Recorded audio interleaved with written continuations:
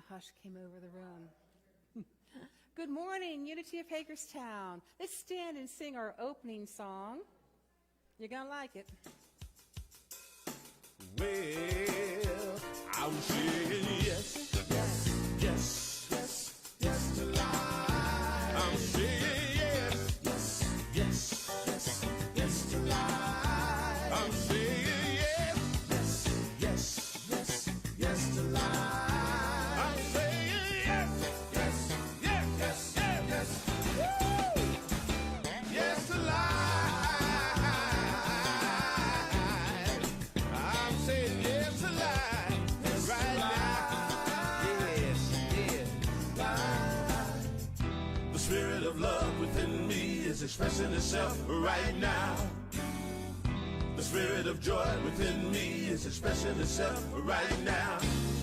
What are we gonna create today? The universe is ready to play. Yes, Spirit surely will lead the way. If you just say yes, I'm saying yes, yes, yes, yes, yes to life. Ooh, I'm saying yes, yes, yes, yes, yes to life. I'm saying yes, yes, yes, yes, yes, yes to life. I'm saying yes, yes, yes, yes, yes, yes. Woo! Yes to life. I'm saying yes to life. Right here, right now. Yes. The spirit of life within me is expressing itself right now. The spirit of light within me is expressing itself right now. Whatsoever you conceive, if you believe it, you can achieve it. The universe will always agree. It's just say yes. I'm saying yes. Saying yes. I'm saying yes. Saying yes, yes, yes. I'm saying yes. I'm saying yes. Yes to life. I'm saying yes. Yes, yes, yes, yes. Woo-hoo-hoo. Yes to life. Okay, we're going to fade that out. Please be seated. And I promise you that Brent and Patty are back next week with live music. So, although this is a good substitute, right? Say yes to life. So welcome again to Unity of Hagerstown. We give a big welcome to all who are watching virtually, no matter what day or time you're watching. We're happy that you are joining us now. As we celebrate Pride Month, we have a quote here from George Takei. We should indeed keep calm in the face of difference and live our lives in a state of inclusion and wonder at the diversity of humanity. Yes. So let's join together in our opening prayer. Just taking a moment to settle in, closing your eyes if you like, so that we're not distracted by things on the outer, and focusing on our heart space, that center of love. Letting go the to-do list, letting go any concerns that may be weighing us down, and just saying yes. Yes to life. Yes to the light that shines within us. Yes to the love that flows through us. We say yes. And we are grateful. As we gather here today, we open our hearts, we open our minds to the connection of spirit within us, through us, as us. And so it is. Amen. And if you'll join me in our mission statement, together, Unity of Hagerstown, a welcoming community, embraces spiritual awakening through affirmative prayer and meditation, creating a positive path of abundant living for all. And now we have the reading of the Daily Word with Helen Shoemaker.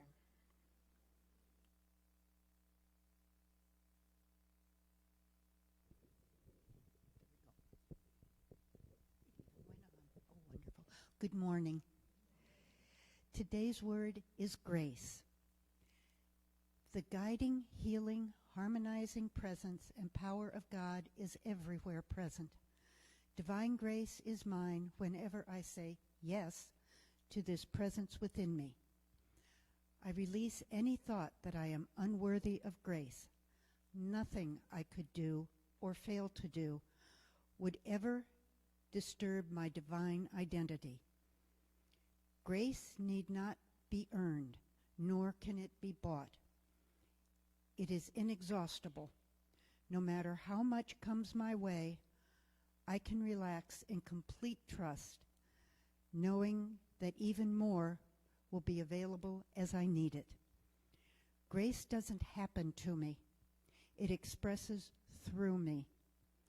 Just as I have been blessed to receive grace when I have needed it, I am honored to be the conduit through which it flows to someone else, blessing them in a time of need.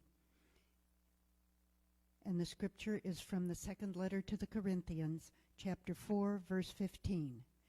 Yes, everything is for your sake, so that grace, so it extends to more and more people, may increase thanksgiving to the glory of God. Please join with me to the affirmation on the screen. With joy and gratitude, I welcome grace. Take that in. Let it center into you. And again, please. With joy and gratitude, I welcome grace.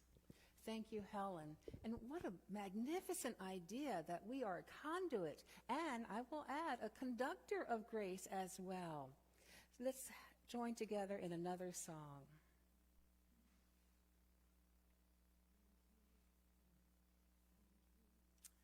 Oh, dear.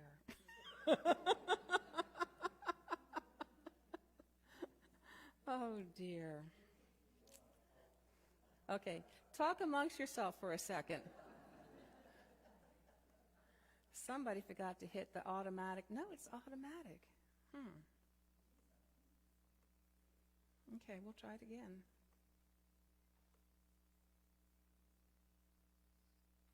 Oh, that might help. Thank you, is the only prayer I need.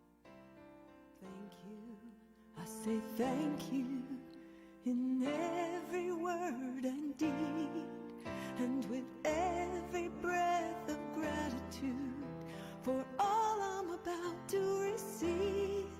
I say thank you for the power to believe.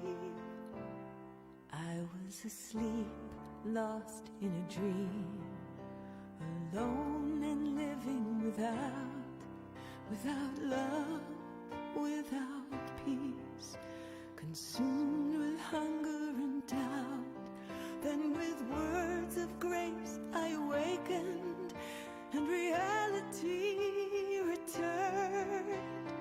Every word reminding me of the truth I now affirm. I say thank you, is the only prayer I need. Thank you, I say thank you in every word and deed, and with every breath of gratitude for all I'm about to receive. I say thank you for the power to believe in the one life, the one mind, whose goodness flows through me, removing all my doubt and fear, restoring my sanity.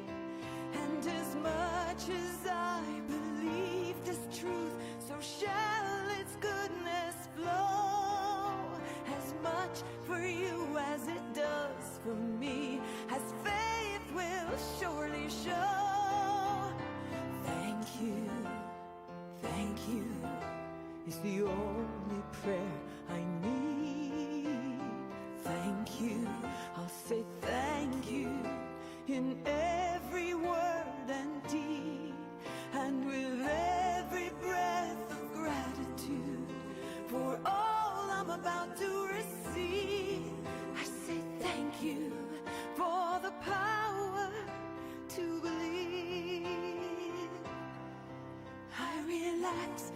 trust in the sacred love that shows my heart the way. I am living proof that miracles happen every day. I say thank you, it's the only prayer I need. Thank you, I say thank you, in every word and deed, and with every breath of gratitude for all I'm about to receive. I say thank you for the power to believe. Yes, I say thank you for the power. Thank you for the power. Thank you is the only prayer I need.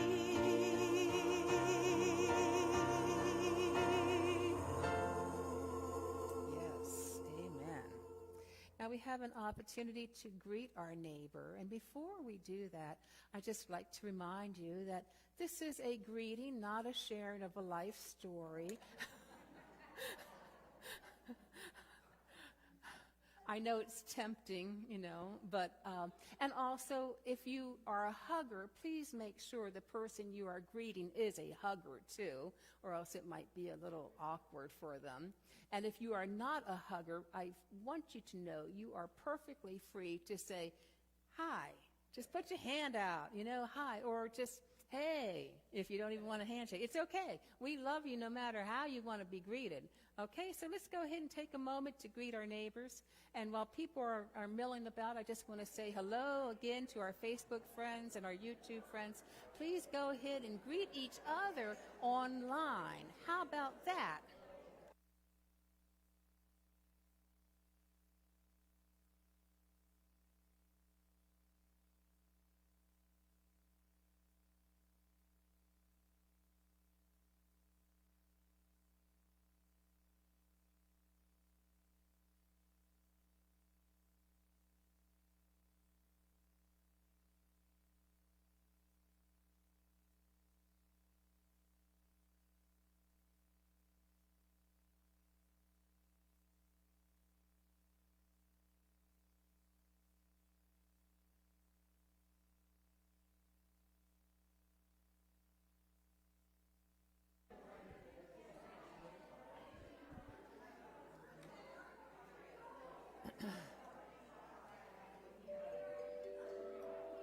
So if you can hear this, please be seated. If you can hear this, please be seated. If you hear this, please be seated. If you hear this, please be seated. Please be seated if you can hear this. If you can hear this, please be seated now. Put it next to the microphone. Okay, very good. Isn't that fun? It's always so much fun to see everybody greet each other, and the energy of the room just goes sky high, too, when we do so. So we are continuing on with our series based on this beautiful, slim book by Anne Lamott, Help, Thanks, Wow, the 3 essential prayers. And for those of you who weren't here with us when we covered the first essential prayer of help, it's when we have those times when all we can do is pray, help. Help me get through this. Help me to find the wisdom, the clarity, the patience within in order to walk this walk. And when we do so, we discover, as Lamott tells us, praying help means that we ask that something give us the courage to stop us in our tracks right where we are and turn our fixation away from the Gordian knot of our problems and instead turn our eyes to something else. Praying help in times like those, or these, I should say, means surrendering the problem, knowing that of our human nature, we can't figure it out, but we have this Christ consciousness, this higher self that does know the way through. You know, I was really interested by the phrase Gordian knot, and I think I knew what it meant. It's a knot that can't be untied, right? But did you know where it came from? You know, I have the kind of mind that wants to figure things out like that. So, and Google helps me out so much. The Gordian knot, as the story goes, in 333 BC, Alexander the Great marched his army to the capital of Gordium, which is now in modern-day Turkey. And upon arriving in the city, they came upon an ancient wagon, and its yoke was all tied up with the reins. So tightly entangled, it was impossible to see how they were fastened.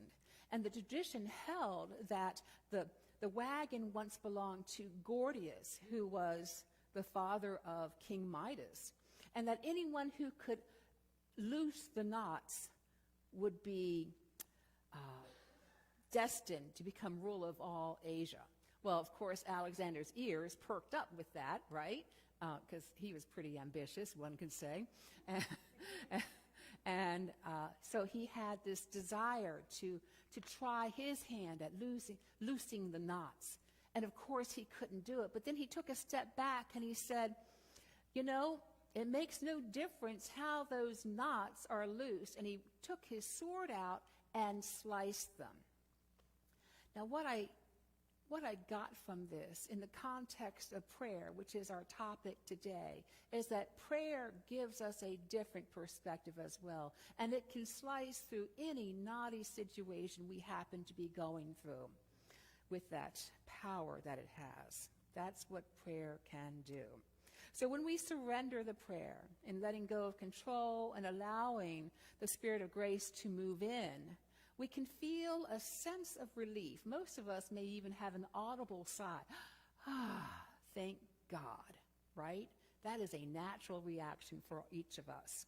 Lamont says that most of the time for her, gratitude is that rush of relief that she dodged a bullet. And I think that for most of us, that's true too. Maybe not most of the time, but certainly those times when we stopped to get gas along a highway and later found out there was an accident ahead. Thank God I dodged that bullet. Or if there's a hurricane coming through town and it doesn't take down our cousin's house. Thank God that bullet was dodged. The Mott tells us thanks can be a recognition that you have been blessed mildly or with a feeling as intense as despair at the miracle of having been spared. And of course, gratitude can be for everything in between, from the daily bread of good luck and found money to the magical, mystical, magnetic force of quiet or exuberant relief.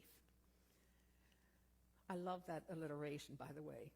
You'll hear that again, the magical, mystical, magnetic force.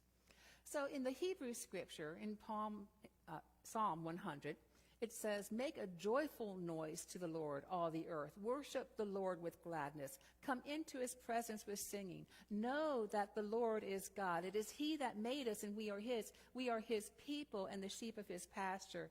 Enter his gates with thanksgiving and his courts with praise. Give thanks to him. Bless his name. For the Lord is good. His steadfast love endures forever, and his faithfulness to all generations." Now, this was written at a time when the consciousness was such that people believed in a God, a sky God, a God out there, a God that was created in the image of humanity, basically. In Unity, we teach that God is not a he or even having a gender, but is the power and the presence of the universe and is within each of us as well as without. Remember, there is no spot where God is not. That's a little jingle, a little earworm for you to remember. So when we are giving thanks, it's that feeling of gratitude that we are generating, that attitude of gratitude that the universe responds to, because we know that what we put out comes back to us. We live in a vibrational universe. That feeling of gratitude is going to bless you. So Psalm 100 is perhaps probably one of the better known Psalms. And we're told to enter the gates with thanksgiving. Well, the gates in ancient times did several things. They maintained security while allowing friends to enter, but blocking the enemy, keeping the enemy out. The city, of course, that it's referring to is Jerusalem. And metaphysically, and in Unity, we like to look at things metaphysically. We like to see the symbol that each thing, each character in the scriptures represents, so that we can go a little bit deeper with it. Jerusalem is symbolic of that center of peace within each of us. So we enter this center of peace with thanksgiving, with gratitude. We give thanks for those gates that guard this center, that don't allow the disturbances of the world to enter, to disrupt it. The ancient city of Jerusalem had 12 large, imposing gates. There was one for sheep, one for fish, one, the old gate, the Ephraim gate, the fish gate, the valley gate, the refuse gate, the fountain gate, the water gate, the horse gate. I think I got them all. The gate of judgment. There we go. Okay. So, and again, metaphysically, we can look at each of these gates and see if there's a meaning there that we can draw out that will help us along our spiritual path. So looking just overall, we can see that there are many different options in entering into this peaceful center within. Whether we choose to enter this center through calming our thoughts, which might be like the sheep gate, or through divine ideas. The fish are representing divine ideas in the Metaphysical Bible Dictionary, which is a reference book for Unity, mainly because they're plentiful and they're fleeting. We have to grab hold of those divine ideas. The old gate, which is a sustained practice that perhaps we've had for decades. And right next to the old gate is the Ephraim gate. Ephraim means fruitfulness. When we have a sustained practice, my friends, we enjoy the fruits of the Spirit. Perhaps we enter this center of peace through the refuse gate, the gate of refuse, by leaving behind all of our fearful thoughts, by leaving behind the trash that fills our minds sometimes. We enter these gates at different times in our life along our spiritual journey.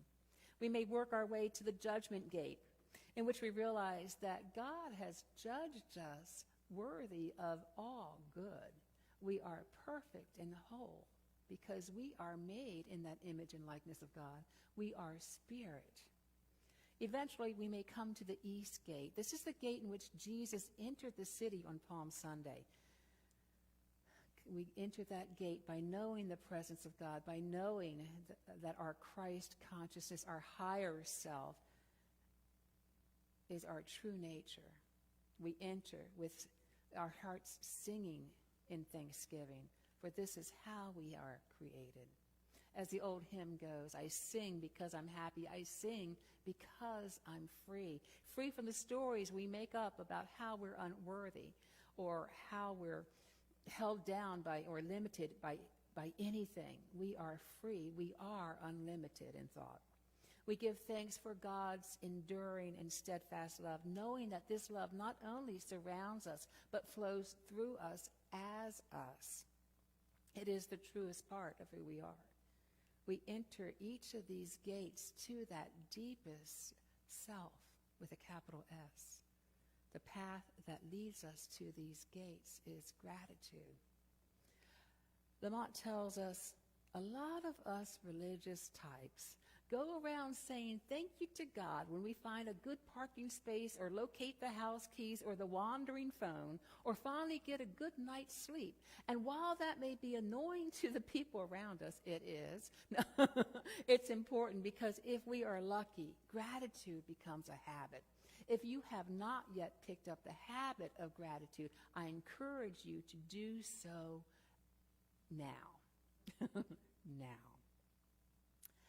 Besides all the very many physical, mental, and emotional benefits, gratitude just feels good.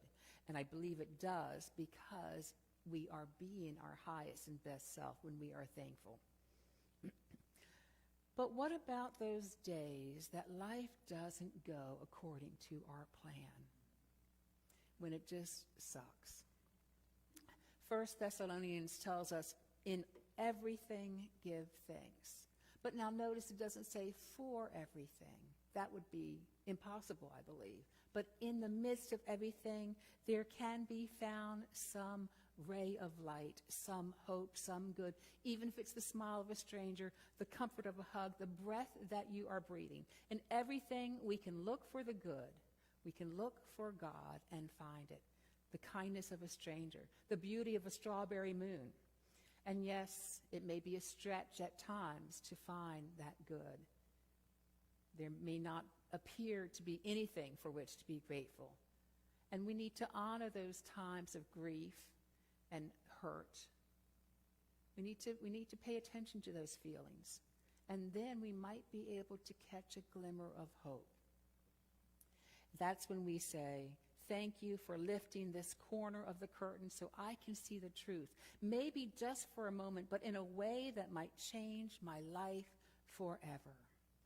Thank you for this different perspective on a problem, a clearer understanding of where another perhaps formed their opinions, a moment in which we see that we are connected, that we are one with Spirit, one with each other.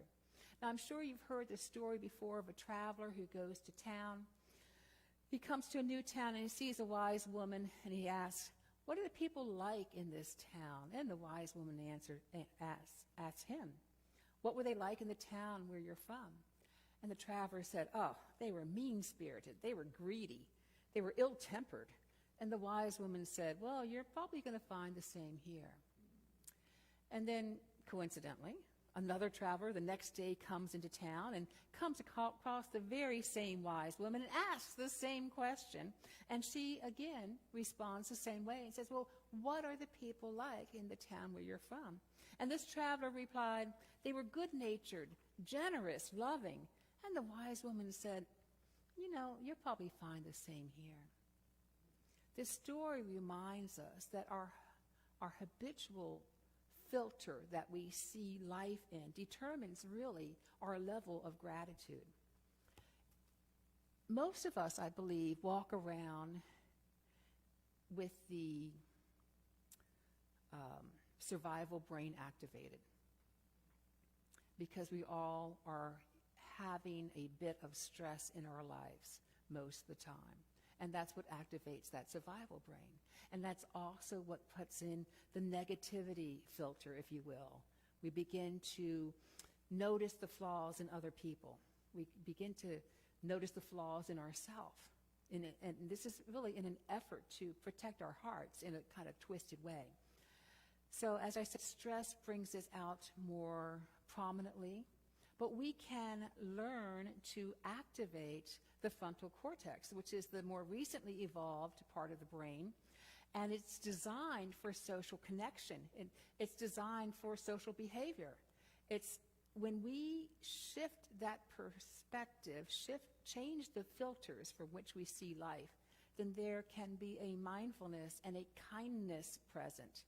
And one of the ways we activate this is through gratitude, is through paying attention, not getting wrapped up in our own thing, but paying attention to the good. Lamont tells us, if you gently help yourself back to the present moment, you see how life keeps stumbling along and how you may actually find your way through another ordinary or impossible day. Details are being revealed and they will take you out of yourself, which is heaven.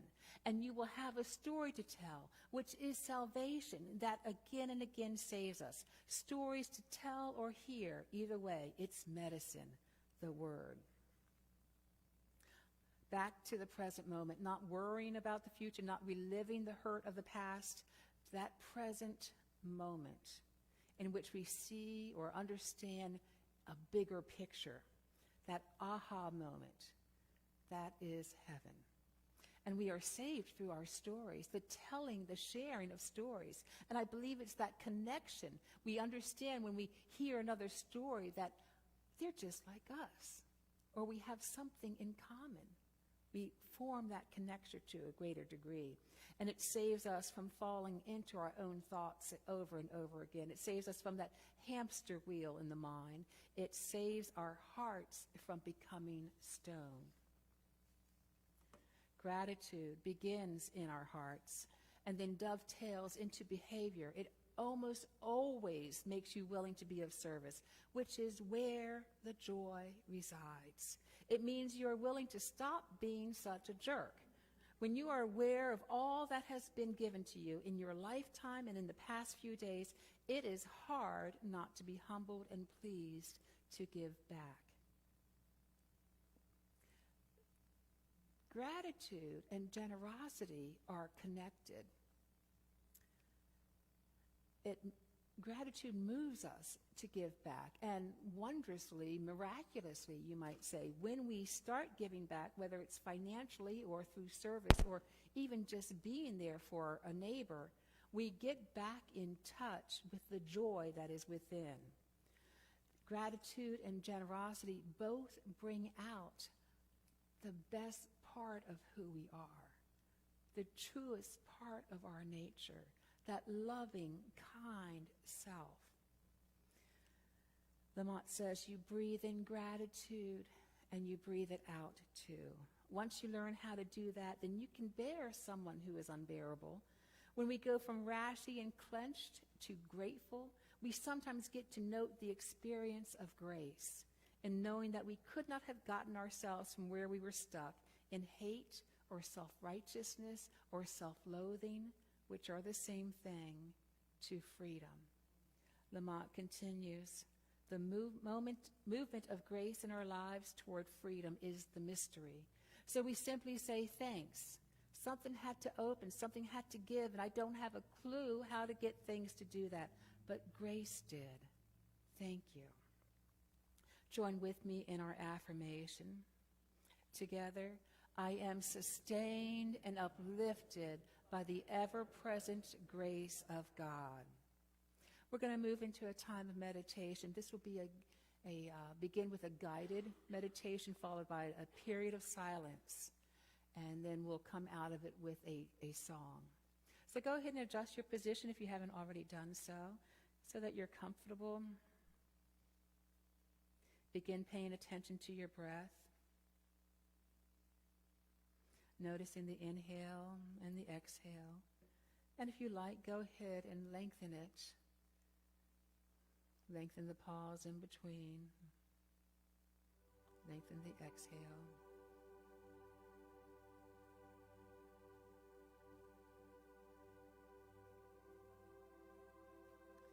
Breathe in gratitude.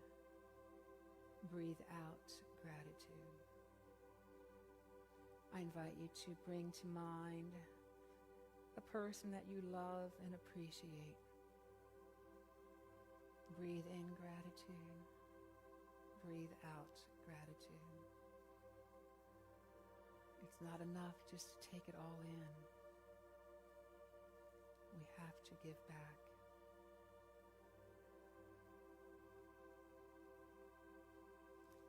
See this person before you and the many ways in which they have enriched your life. Allow your heart to just become lighter at the thought of them. Breathe in gratitude. Breathe out gratitude.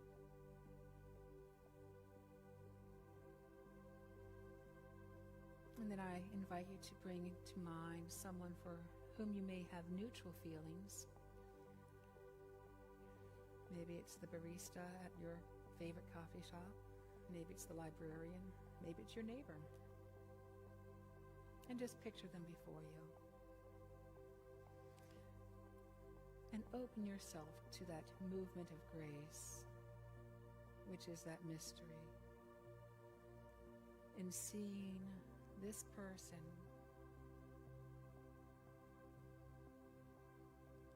in all their beauty, in all their suffering, in all their joy, all their sorrow.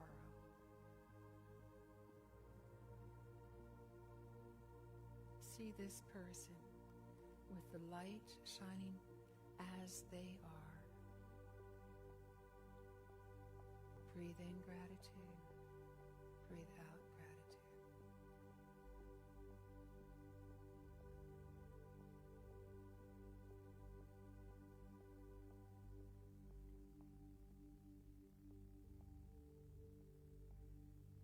And now, bring to mind someone with whom you may have a disagreement. It could be someone you know or someone you don't know. A political figure, or a neighbor, a sibling.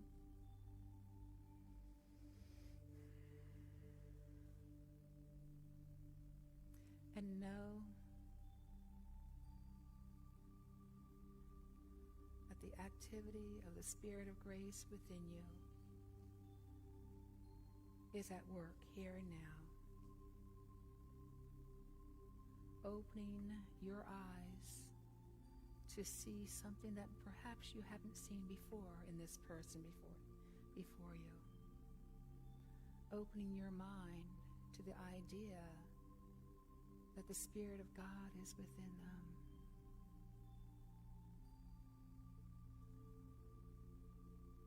Allow your shoulders to relax. Allow your heart to be open.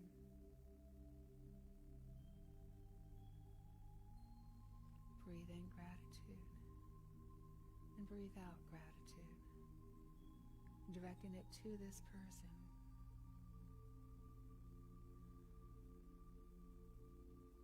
As we go into a time of silence, you can continue to work on this. And if you feel complete, or when you feel complete with it, then I invite you just to sit quietly in that magical, mystical, magnificent presence of Spirit.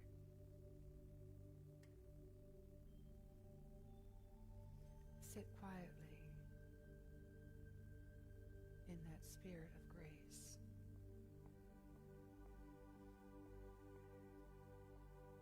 In the silence.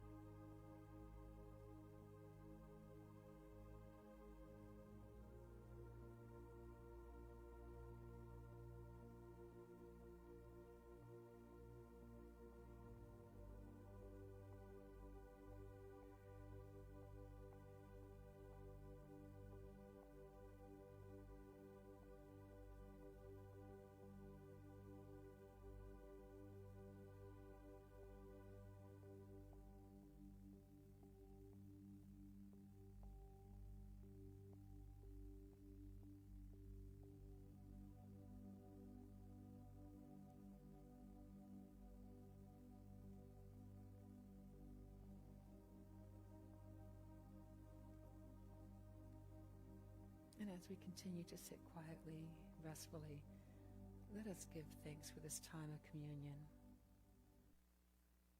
this time of greater awareness of who we are.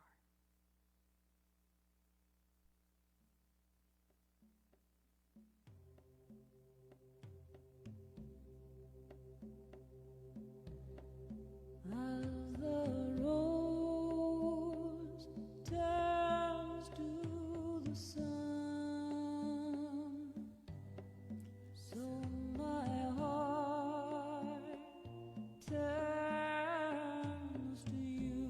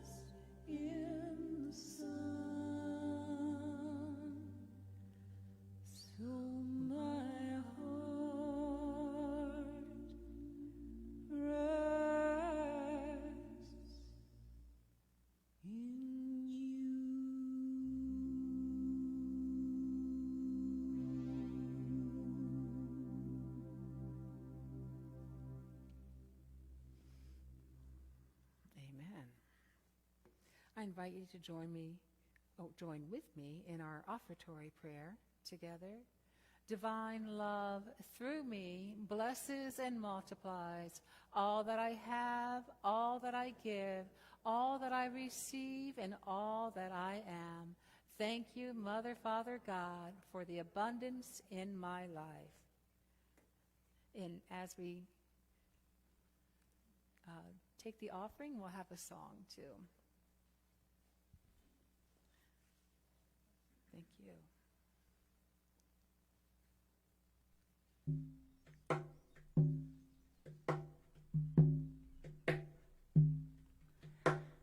I'm so grateful, so very grateful for the blessings in my life.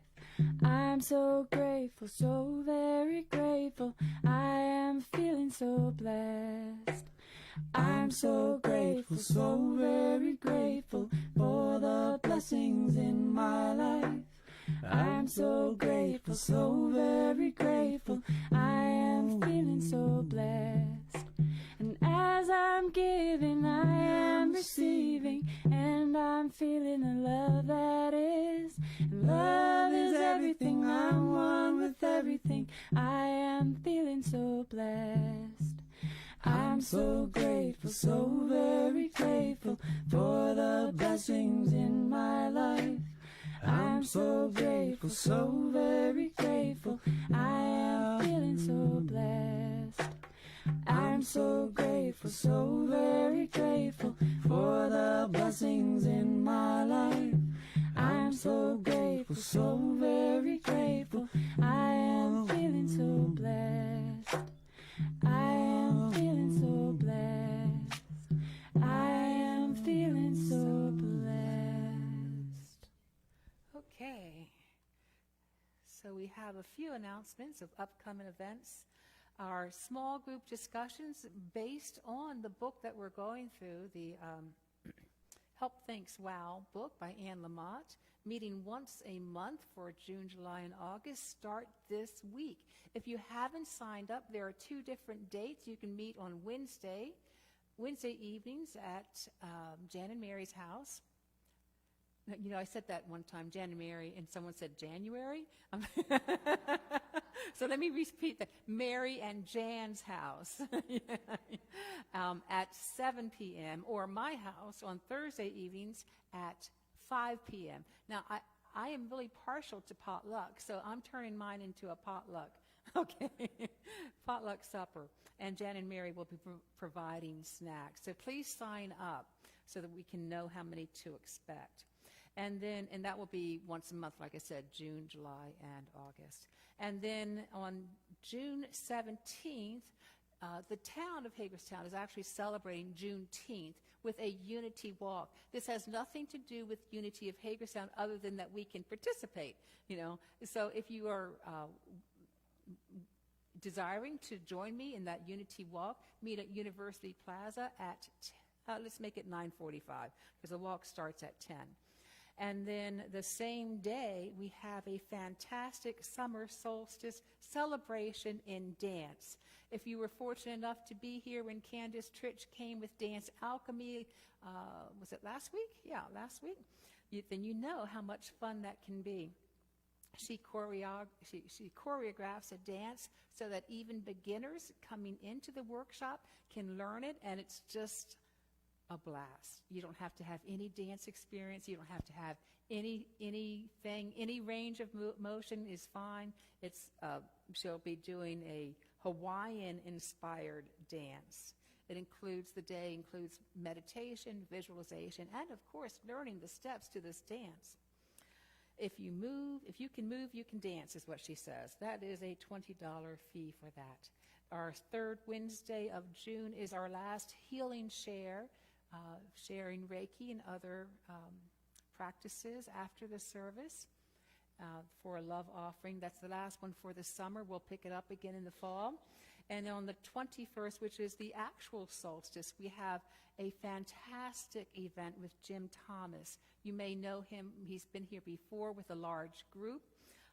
He's an acupuncturist and meditation teacher. He's going to lead a guided sound and toning meditation that focuses on breath awareness and includes the use of poetry, singing bowls, gong, chimes, nature sounds, and voice. So that should be wonderful. That's going to be a love offering. He would like to know how many people are coming. I didn't have a sign-up sheet, but just let me know if you're interested in coming so we can count you.